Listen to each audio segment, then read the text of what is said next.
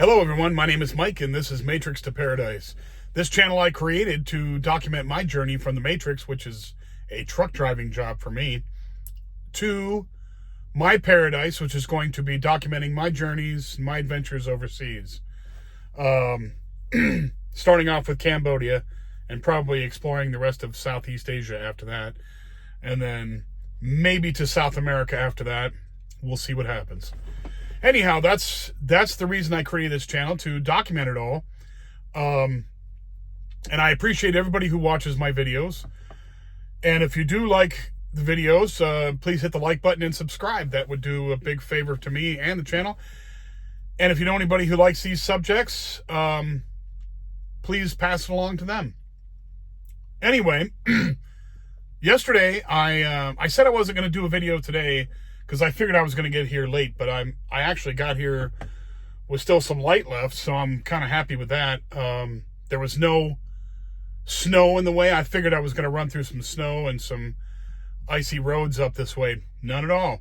I mean, there was snow in the mountains, but none on the road. So Utah does a very good job of keeping their stuff clean and their roads salted and cleared and all that stuff. So I'm very happy with that, because the route that I took, which is State Road 6, which runs from Interstate 70 by Green River, Utah, which is in the west or the eastern side of Utah, and goes all the way up through the mountains and stuff through past Price, Utah, and then ends up dumping you out in the Utah Valley right there.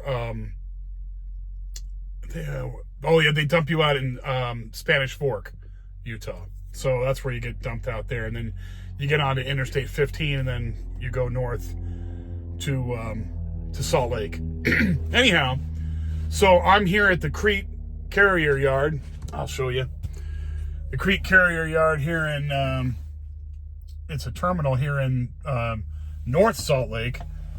So here's all the Crete trucks and trailers and all that. And there's planes flying around here. These guys are doing touch and goes. Anyway, this is an industrial side of Salt Lake, but it is where I'm going to sleep tonight, because this is where the terminal is at. It's free parking and nobody bothers you here, so it's great. And you can pull in here and park anytime you want when you're a Crete driver, which is really nice. Anyhow, so I didn't go and drop off the load tonight. I could actually probably have dropped off this load tonight, but I didn't do it because I was running low on time, and the drop-off place that I'm taking it to is about 50 miles from here, and I didn't want to run out of time to get back over here to sleep the night off.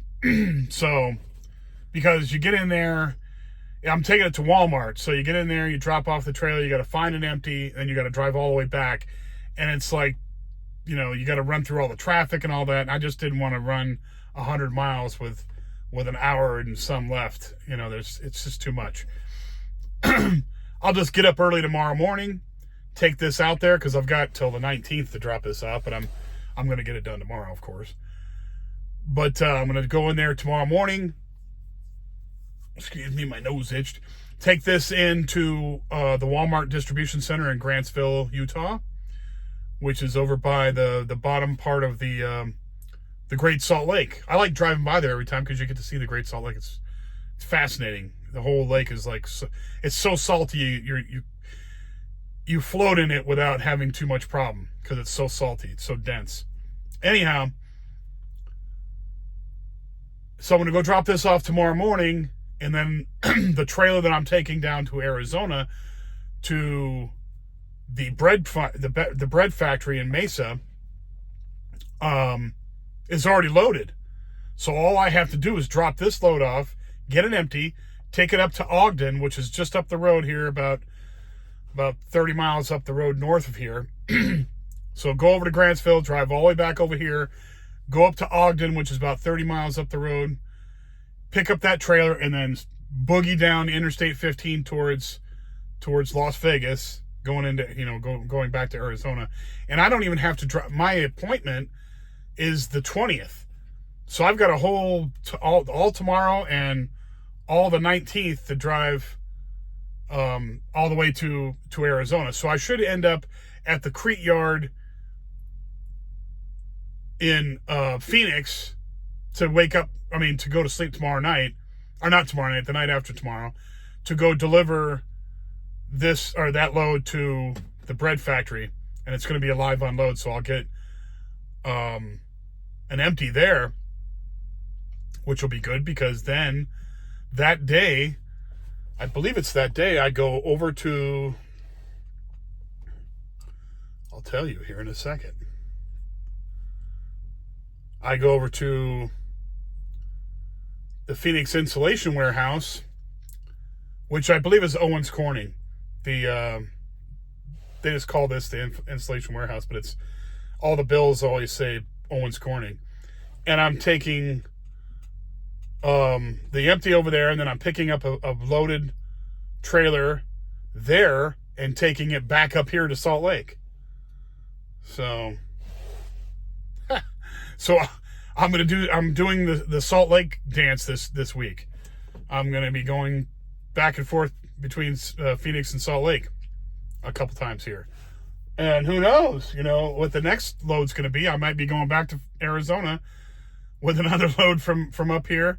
Maybe from the same place where I'm picking up the wheat flour and stuff. Ardent Mills. So, yeah, I'll do that run all the time. That's like 700 miles. And it only takes me a day and a half to get down there. So 700 miles is awesome. I'll do that run. It's an easy run. And I know every truck stop, and it's not crowded. It's wonderful. If they keep me on that, I'd do that all the time. But I'm interested to see where I'm going to go after I come back up here to Salt Lake. So I have to drop off that load. So when I get done with that, I pick up the insulation, I bring up here. That load will be up here on the 22nd. And I'll be live unloaded on the 22nd at 10 o'clock in the morning. So the 22nd is... That's Friday. Right on. See, look at that. My asset manager, I know I keep saying it every video I make, but that woman she is very good at her job. It's just wonderful. I can't say enough good about her. So this coming week will be, the 1 week we're in right now, this is going to be another banner week. It's going to be just awesome. It's going to be really good. So, yeah.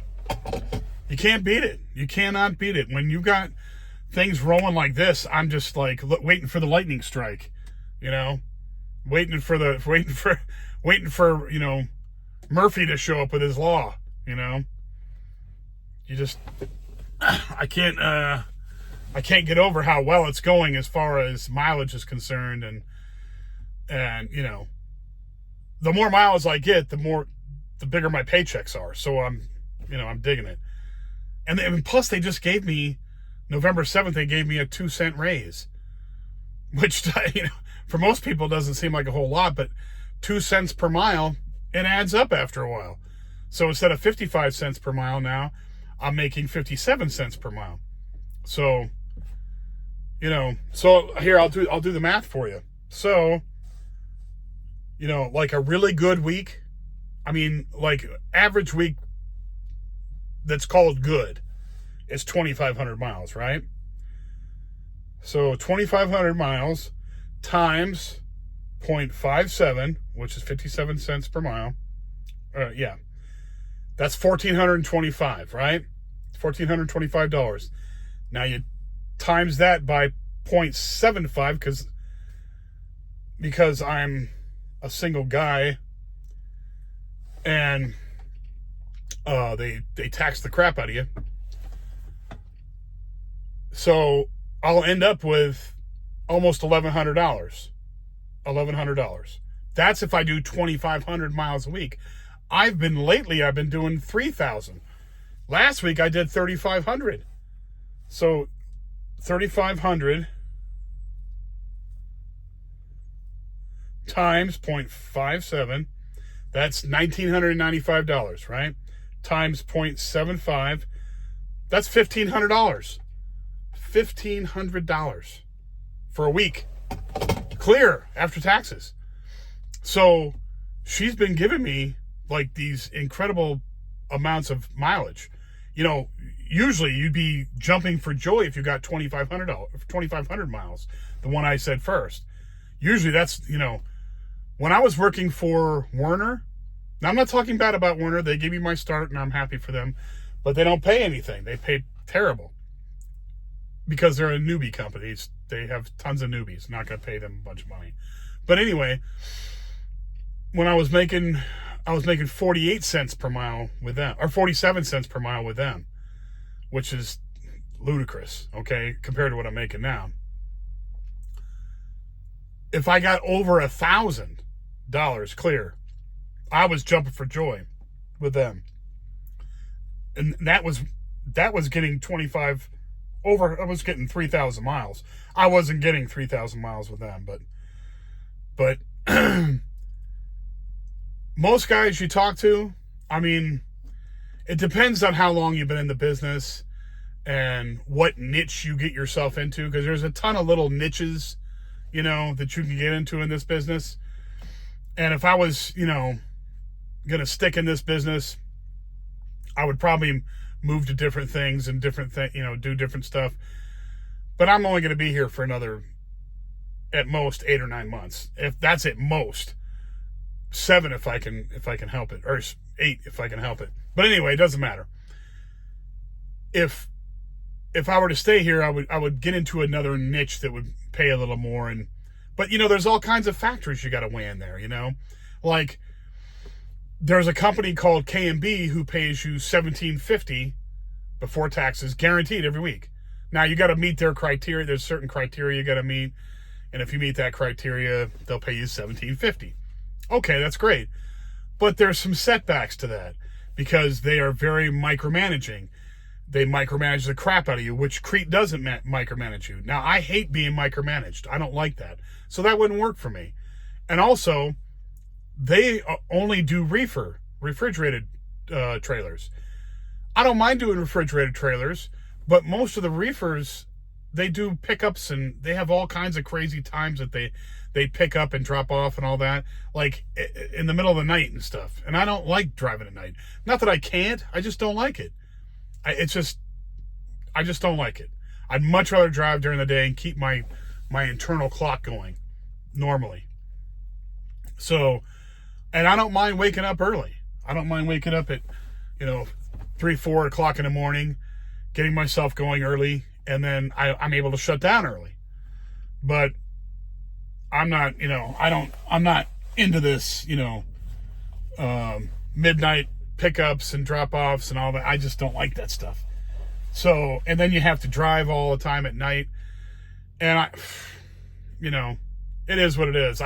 But that's just one example of niches that they pay, that company pays really well, and if you're willing to put up with that, you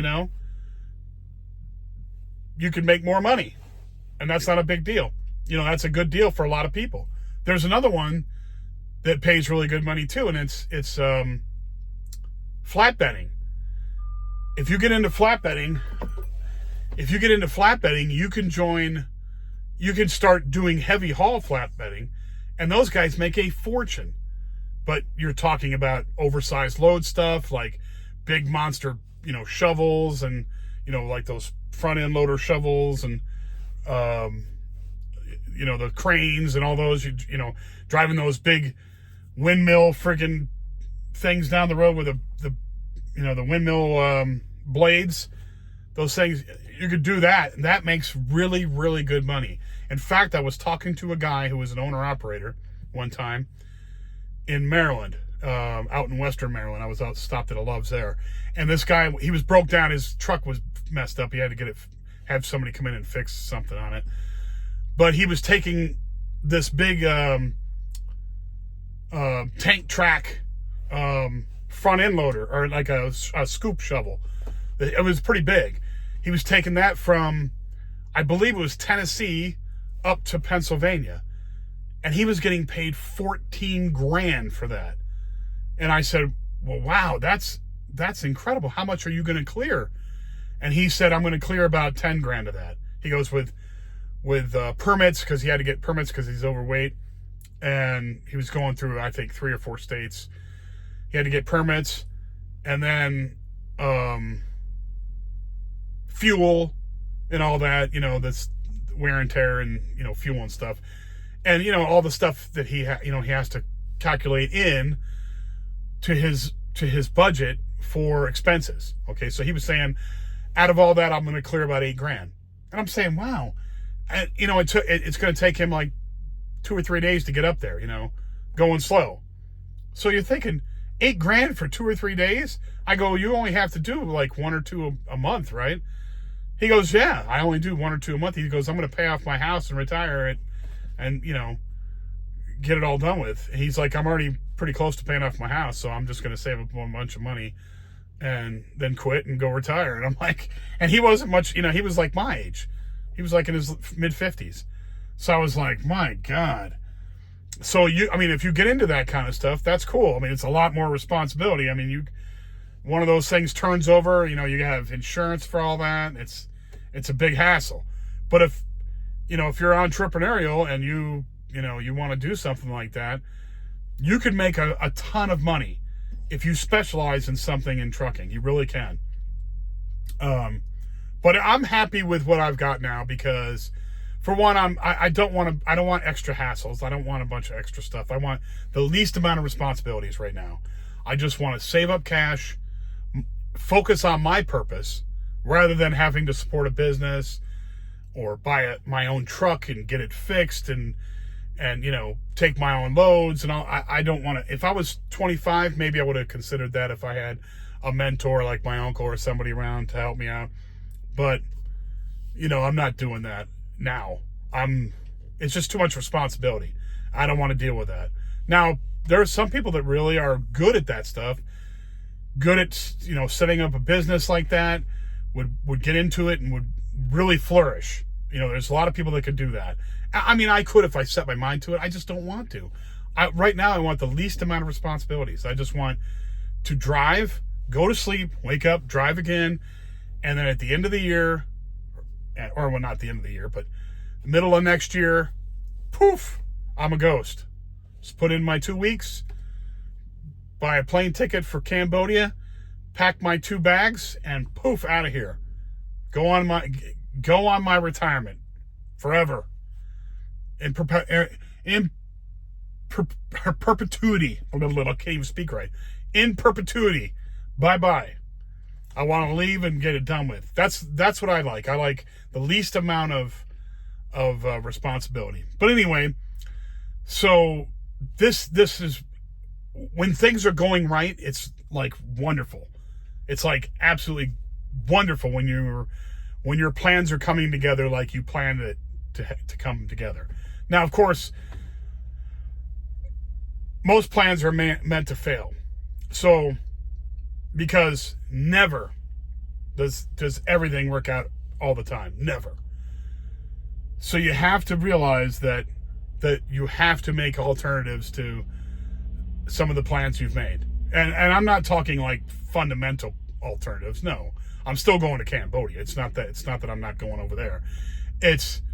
I'm talking about just, you might have to stay a little longer. You might have to do something a little different to make it work. That's what I mean. It's not like, you have to change everything around. It's not like that. But like I say, most plans don't work out perfectly.